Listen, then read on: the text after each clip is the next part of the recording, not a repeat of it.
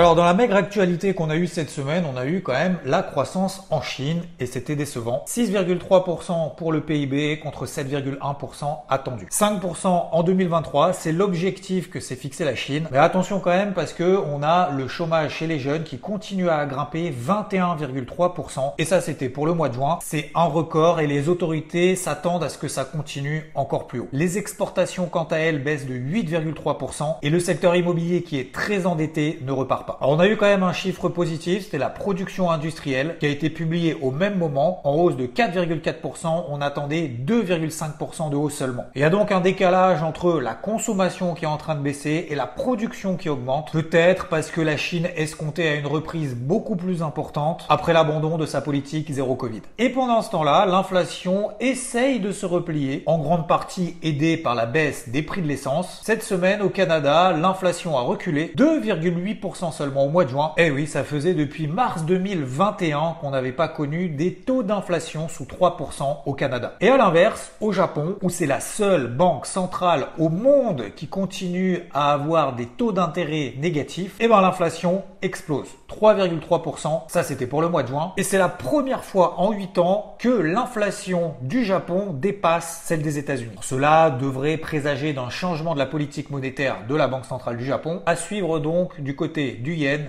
et aussi du Nikkei. Et le seul chiffre américain publié cette semaine aux États-Unis, c'était les ventes au détail et c'était pas bon. Plus 0,2% contre plus 0,5% attendu. Mauvaise nouvelle donc du côté de la consommation. Et avant de parler des entreprises qui ont publié cette semaine, on a eu Richemont en Suisse. D'ailleurs, j'ai fait une vidéo très courte cette semaine que tu peux retrouver ici. Certains d'entre vous l'ont vu, mais pas tout le monde. Donc je la remets en description. Vous avez la petite vignette là par là. La publication donc de Richemont en Suisse a impacté l'ensemble du secteur du luxe, notamment en France, parce que sa publication montre justement qu'il y a une baisse de la consommation en Amérique. Et donc là encore, on n'a pas des signaux très positifs. Alors au vu de ces nouvelles données et avant le rendez-vous de la semaine prochaine, 26 juillet, compte rendu de la Réserve fédérale américaine, et très probablement d'ailleurs, comme l'anticipe quasiment 100% du marché, on aura une nouvelle hausse de taux de la Fed, 25 points de base de plus, on devrait être donc à 5,5%. Ces différents resserrements monétaires qu'on a partout dans le monde et cette inflation qui reste persistante et aussi, comme on l'a vu cette semaine, baisse de la consommation, PIB en Chine, Richemont, vente au détail, et bien aujourd'hui, je ne me réengage pas, non, avec une casquette verte, même si, et ça on verra plus tard, le marché est au plus haut ou presque.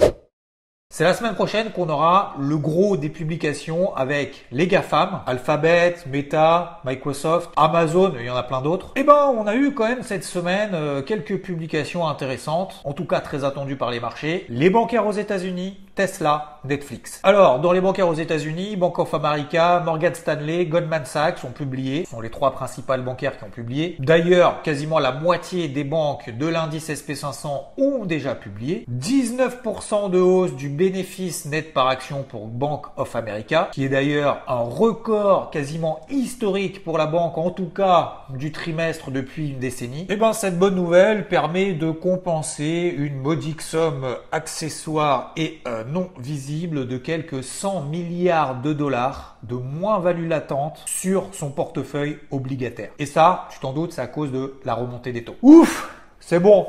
On peut mettre la poussière sous le tapis, c'est bon. 100 milliards, ça se verra pas. Non, ça se verra pas, c'est bon. Pour Morgan Stanley, c'est un peu moins glorieux. Baisse du bénéfice net par action de 14%. Contexte difficile, mais une activité de gestion de fortune qui se porte très bien. On a des incertitudes macroéconomiques, des activités clients qui sont en demi-teinte. Disons que la banque se satisfait quand même. Ça aurait pu être bien pire. Alors, du coup, elle en a profité pour racheter 1 milliard de dollars de ses propres actions et elle va relancer un programme de rachat d'actions, ce qui permet là aussi de cacher un peu ses charges exceptionnelles pour la modique somme de 300 millions de dollars sur le trimestre pour quelques licenciements. Pas des masses, mais un peu. Donc on peut dire globalement que les résultats ils sont pas foufou. Mais finalement, le fait de ne pas décevoir, ça suffit largement pour les actions Goldman Sachs, Morgan Stanley ou Bank of America pour s'envoler. Aujourd'hui, 15% des entreprises du SP500 ont publié. C'est d'ailleurs majoritairement au-dessus des attentes, avec quand même une petite révision à la baisse des bénéfices anticipés pour le prochain trimestre de l'ordre de 0,6%. Tesla aussi, bonne nouvelle, a publié mieux que prévu. En termes de bénéfices nets par action, 0,91 $ par action contre 0,82 $ par action attendu. Bonne nouvelle. Quasiment 25 milliards de dollars de chiffre d'affaires sur le trimestre. Là aussi, c'est meilleur que prévu. Et pourtant, l'action se fait déchirer de quasiment 10% le lendemain de sa publication. Parce que Elon Musk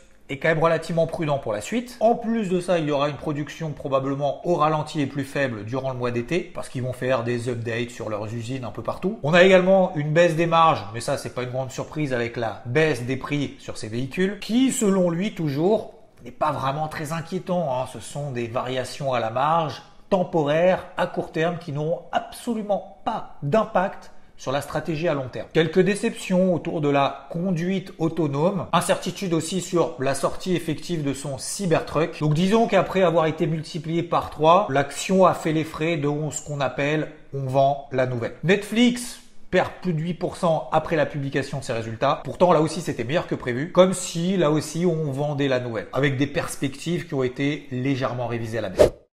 Alors vous le savez, j'ai une casquette bleue sur les indices américains depuis 2 semaines, dans ce contexte de remontée des taux qui continue, d'inflation qui reste élevée, de quelques petites mauvaises nouvelles. Il n'y a rien de bien inquiétant, mais on l'a vu par exemple cette semaine en Chine, avec les ventes au détail aux États-Unis également, puis aussi avec Richemont qui a un peu aussi inquiété tout le secteur, que du luxe en France notamment. Mais ce qui est plutôt à retenir, c'est décevant en termes de la baisse de la consommation, notamment aux États-Unis. Peut-être que ce sont les premiers impacts qu'on peut percevoir de cette remontée des taux qui a quand même été violent. Mais on sait très bien que depuis des semaines aussi, les marchés américains surperforment largement, notamment les indices européens, qui eux sont dans des ranges plus ou moins étroits, d'ailleurs ça dépend des indices, depuis plusieurs mois maintenant. Donc ils ne montent plus, mais ils ne baissent pas non plus. La définition en fait de range. On sait aussi qu'en période de publication de résultats et que, fortiori, tous les indices ne sont pas composés des mêmes actions et donc pas composés des mêmes entreprises, certaines publications dans certains secteurs peuvent avoir un impact sur un indice en particulier plus qu'un autre, ce qui augmente donc cette décorrélation qu'on a entre les indices, que ça soit lié à sa zone géographique ou sa composition. Donc c'est pour ça que cette semaine, on a eu finalement la plus forte baisse sur le Nasdaq hebdomadaire qu'il a connue depuis le 9 mars. On l'a vu avec Tesla et Netflix qui ont publié sur une bonne surprise. Et l'indice Dow Jones à l'inverse qui a été porté par le secteur bancaire, comme on l'a vu, mais aussi et surtout par UNH, United Health Group. Il faut savoir que c'est la plus forte pondération de l'indice Dow Jones qui représente à elle seule plus de 10% de l'indice. Indice qui n'est pas calculé en fonction de la capitalisation boursière de chacune des entreprises, mais pondéré selon les prix par action. Et UNH, elle vaut plus de 500 $. À titre d'exemple, Intel cote 33 $. Donc UNH a un poids 15 fois plus important que Intel. Et l'action UNH s'envole depuis plusieurs jours.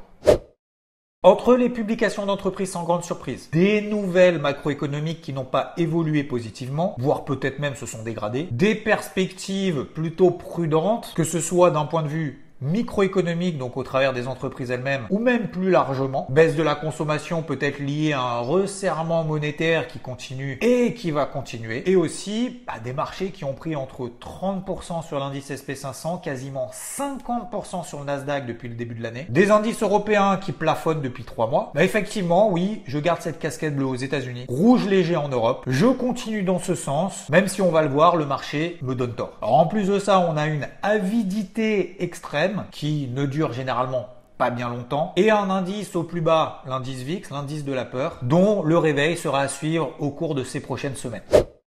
Alors, je continue à travailler l'indice CAC 40 sous cette zone des 7400 points. On est peut-être un petit peu au-dessus aujourd'hui, qui à 2 reprises m'a gratifié, et je vous l'avais partagé d'ailleurs à ce moment-là, d'un gros objectif qui était d'ailleurs le même systématiquement, 7111 points. 7111 qui constitue désormais la borne basse de ce range dans lequel on évolue depuis maintenant plusieurs semaines. Donc, aujourd'hui, oui, je continue à travailler à la vente, proche de la borne haute de ce range. J'allégerai proche de la borne basse. Rodolphe, lui, continue à travailler l'indice allemand DAX, lui aussi dans ce range, range depuis maintenant 3 mois. On a aussi cette figure d'élargissement. 16002, 16004, c'est la zone de vente qui bloque depuis 3 mois. On échoue systématiquement dessus depuis le mois de mai. Donc on vend progressivement quand on s'approche de la borne haute, on allège progressivement lorsqu'on s'approche de la borne basse. Et entre les deux, on travaille ce qu'on appelle son exposition progressivement en fonction donc des fluctuations qu'on a tout au long de la semaine. Et enfin, je me suis donc risqué à l'indice Dow Jones, le plus faible des 3 indices américains, sachant pertinemment que les indices américains, globalement, on l'a vu précédemment, je suis le premier à vous le dire, surperforment notamment l'Europe depuis maintenant des semaines. Donc, ça veut dire déjà, attention à ne pas chercher le point haut. Il est revenu, le Dow Jones, sur cette zone de résistance, c'était le second semestre 2022 et toute l'année 2023, systématiquement, on a échoué dessus, on est revenu, je l'ai vendu.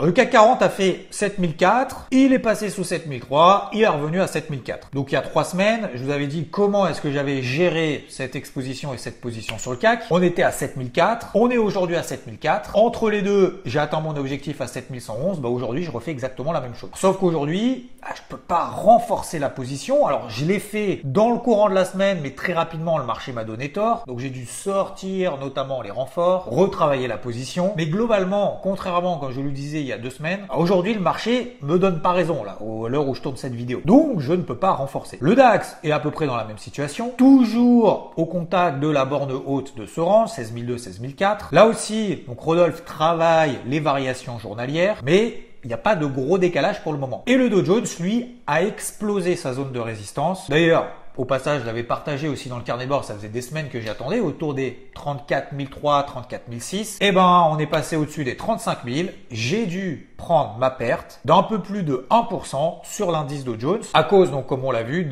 des bancaires et de UNH. Quand on est dans une tendance neutre sur les indices européens, par exemple en ce moment, d'ailleurs, je pourrais aussi vous montrer, pas que le CAC et le DAX, mais aussi le CAC GR ou encore l'Eurostoxx, eh bien on peut se permettre d'être un peu plus dynamique sur la façon de travailler ses positions, d'autant plus qu'on l'a fait systématiquement depuis des semaines et depuis maintenant des mois, et que ça a fonctionné, donc forcément, on va continuer. Donc, en l'occurrence, sur le CAC et le DAX, ce qu'on doit faire, c'est être patient, et continuer à rester discipliné. Par contre, quand on a des tendances sur les indices américains beaucoup plus forts, alors SP500, Nasdaq qui sont très très forts, ou on ne s'y oppose pas, ou alors si on essaye de s'y opposer sur des unités de temps courtes parce qu'on a des petits signaux, des petites invalidations, on sait très bien qu'il faut le faire avec des tailles de position plus faibles. Alors, sur le Dow Jones, c'était encore un poil différent parce qu'on était tout simplement dans un range et proche de la borne haute. Et en plus de ça, dans le courant de la semaine, donc je commence à shorter, à vendre, le marché me donne raison, il perd 100 points, je renforce. Et puis finalement, il part dans l'autre sens. Donc je suis obligé d'alléger mon renfort, le sortir en fait carrément, de garder quand même une exposition vendeuse, mais de pas charger la mule parce que le marché a commencé à me donner raison et puis finalement le lendemain il me donne tort. On est dans la période un peu lourde entre les publications d'entreprise, la macro, on attend la Fed, c'est un peu pénible. Mais c'est comme ça, il faut s'adapter au marché. Le marché a toujours raison. A priori. Donc bref, cette semaine, finalement, le Dow Jones a décidé de sortir par le haut de ce gros range, d'invalider mon plan. J'ai pris ma perte. En plus de ça, on a eu une grosse bougie impulsive au-dessus des 35 000 points. La minute pédagogie avec Xavier Fenot. On va revenir quand même sur un point, justement on va parler de points. Un point sur le CAC n'est pas équivalent à un point sur le Dow Jones. Ça marche aussi avec tous les autres indices. Par contre, 1% de variation, ça sera toujours 1% de variation sur n'importe quel actif. Alors, je parle de ça parce que certains commencent en trading, débutent en se disant, on va prendre l'exemple d'un petit compte, je travaille à 1 euro le point sur le CAC 40, 1 euro le point sur le Dow Jones. C'est-à-dire quand le Dow Jones varie de 1 point, je gagne ou je perds 1 euro. Le CAC varie de 1 point, je gagne ou je perds 1 euro. Par lot, bien évidemment. Sauf que le CAC cote 7004, le Dow Jones 35 000. Donc forcément, la volatilité qu'on peut appeler volatilité en nombre de points sur le Dow Jones sera forcément beaucoup plus importante que celle sur le CAC. Donc n'oubliez pas d'adapter la taille de vos positions. Déjà, en fonction de votre capital, mais aussi d'adapter la taille des positions en fonction de l'actif. Bah oui, on ne travaille pas le même montant en euros de variation d'un indice que sur un autre. Parce que si on fait ça, on a plus de 5 fois d'exposition supérieure sur le Dow Jones que sur le CAC 40. Et ensuite, bien évidemment, ça dépend aussi le risque qu'on veut prendre en fonction de la volatilité historique. On est d'accord que 1% de variation sur le CAC 40, c'est pas tous les jours, alors que 1% de variation sur les cryptos, c'est toutes les heures. Donc là aussi, on adapte son exposition et le risque qu'on veut prendre en fonction de la volatilité de l'actif en question et du risque que l'on est prêt à prendre. Aux casquettes rouges légers conservées en Europe jusqu'à ce qu'on sorte de ces ranges ou que la situation économique ne change. À renforcer bien évidemment lorsque le marché nous donne raison. Aujourd'hui, on est plus proche des bornes hautes de ces ranges en mode patience qu'en mode je charbonne. Je rappelle qu'on a fait plusieurs fois le haut et le bas depuis des mois, que ça a parfaitement fonctionné. Et bien peut-être que cette fois-ci, ça fonctionnera pas. On peut pas deviner que les fois d'avant ça passera pas et que cette fois ça passera. Voilà. Et regretter du coup ce qu'on a fait précédemment. Sur les indices américains, casquette bleue, en mode turbulence quand même pendant cette période de publication de résultats. Et avant d'ailleurs la semaine prochaine, il y aura la Fed le 26 juillet, mercredi, qui provoquera aussi très certainement beaucoup de volatilité. Je suis sorti de ma vente en perte sur l'indice Dow Jones. Est-ce que j'y reviendrai? Peut-être oui. Si j'ai des signaux de faiblesse, notamment en daily, en données journalières, alors ça peut être une impulsion baissière, ça peut être un breakout baissier daily, c'est-à-dire des ruptures de plus bas de la veille, réintégration de ce gros range, ça peut être rupture de la moyenne mobile à 20 jours par exemple. Donc bref, pour le moment, je suis ni pressé, ni acharné, ni enclin à passer acheteur maintenant, même si le marché me donne tort cette semaine. Je rappelle notamment la règle des 2 cartouches, c'est-à-dire 2 cartouches pour rentrer sur un plan. Si la première cartouche n'a pas fonctionné, je m'en laisse une deuxième au cas où. Mais je ne change pas de casquette comme ça du jour au lendemain. Détends-toi, respire. C'est l'heure de réfléchir. Ah, pas trop quand même, hein. Ça fait mal à la tête. C'est l'instant psychologie. Alors première chose, les obstacles, il y en aura toujours sur le chemin de celui qui avance. Le seul moyen de ne pas avoir d'obstacles, c'est de ne rien faire. Alors oui, des pertes, ça arrive à tout le monde, vous comme moi. Le tout est de les accepter, d'en tirer les enseignements pour être encore meilleur demain. Deuxième chose, quand le marché ne nous donne pas raison, attention à ne pas s'obstiner. Et il y a un adage d'ailleurs qui le dit très bien, le marché peut avoir tort plus longtemps que ce qu'on est solvable. Toujours gérer son exposition en fonction de l'actif, de la volatilité de l'actif et du risque qu'on est prêt à prendre sur un plan, sur un trade. Troisième chose, on n'aura pas toujours le timing parfait et peut-être même d'ailleurs rarement. Alors parfois, oui, il faut savoir patienter, garder ses cartouches pour la suite, continuer à se faire confiance pour autant, ça c'est peut-être d'ailleurs le plus difficile, continuer aussi à rester le plus objectif possible et c'est pour ça que faire ces débriefs hebdo, ça m'aide moi aussi déjà à faire mes recherches, à essayer de voir où est-ce que j'ai échoué, est-ce que vraiment je comprends le contexte, qu'est-ce qui a changé, est-ce que je dois vraiment changer de casquette ou pas, et pour derrière finalement n'appliquer que ce qu'on comprend, ce qu'on voit sur les marchés et lorsque les planètes nous semblent alignées, contexte et situation technique, eh ben on y va. Alors en général, vous n'entendrez que ce qui a fonctionné a posteriori. On vous partagera rarement les échecs, sauf que c'est pas la réalité. Donc c'est pour ça que j'ai décidé de vous partager aussi les périodes comme ça moins propices, moins simples et à contre-courant peut-être de ce qui se fait. Les cryptos sont en phase de consolidation horizontale. Alors à part quelques décalages d'altcoins, on a le Bitcoin qui tourne autour des 30 000 $. Il n'y a pas d'alerte majeure tant qu'on tient les 28 000. L'Ether, on tourne autour des 1900 $. Là aussi, pas d'alerte majeure, mais on sent bien que le carburant est en train de s'épuiser. Globalement, la tendance de fond reste haussière depuis le début de l'année, tout va bien. Mais si on regarde la capitalisation totale, on se heurte à cette grosse zone des résistances de 2023, second semestre 2022. Alors il y a un mois, j'ai été particulièrement actif sur les cryptos parce qu'on avait le début d'un gros retournement. Ça a permis d'ailleurs d'atteindre des gros objectifs à plus 20, plus 40, certaines plus 50%. Je sais que même si aujourd'hui, il y en a certains d'entre vous qui me reprochent de pas faire une rubrique crypto beaucoup plus importante, beaucoup plus dense. Merde, il n'y a plus de lumière. Bon, on va faire ça à la lumière. Sachez qu'aujourd'hui, je suis beaucoup moins actif sur cette gestion active, donc ce que j'appelle un peu le trading à court terme, parce qu'on est dans une phase d'attentisme de manière générale. Il y a moins de volatilité aussi, donc moins de configuration attrayante, même s'il y en a encore quelques-unes. En gardant donc 50% de cash sur la gestion active, ce qui permettra d'être beaucoup plus actif si on remet des impulsions haussières, voire même si d'ailleurs on se replie de, pourquoi pas, 20-30%, ne sait-on jamais. Plutôt que de le réinvestir maintenant à fond et d'être chargé à bloc en espérant qu'on fasse des nouveaux plus hauts. Même si clairement il n'y a aucun signal de retournement d'alerte majeure, même d'ailleurs mineur à court terme, je suis passé simplement en casquette bleue aujourd'hui, en laissant courir donc entre 20 et 40% de ce qui a été acheté il y a quelques semaines, plutôt que de rentrer maintenant à fond. Casquette rouge donc léger en Europe, bleu aux États-Unis. Le dollar américain relance après s'être heurté à ses plus bas annuels. L'or qui s'est bien repris se calme autour des 1970 $. Le pétrole se reprend, continue progressivement. Et les marchés vont évoluer semaine prochaine en fonction déjà de la publication donc des GAFAM, mais aussi de la Fed mercredi soir. N'oublions pas d'aller là où le marché nous donne raison, de nous faire confiance, même si parfois il y a des pertes, d'y aller progressivement, de bien gérer son exposition et de ne pas éclater émotivement, même si parfois on a vraiment envie de le faire. Tant de merde de Joe Jones à la con, parce que la route est encore longue. Ciao.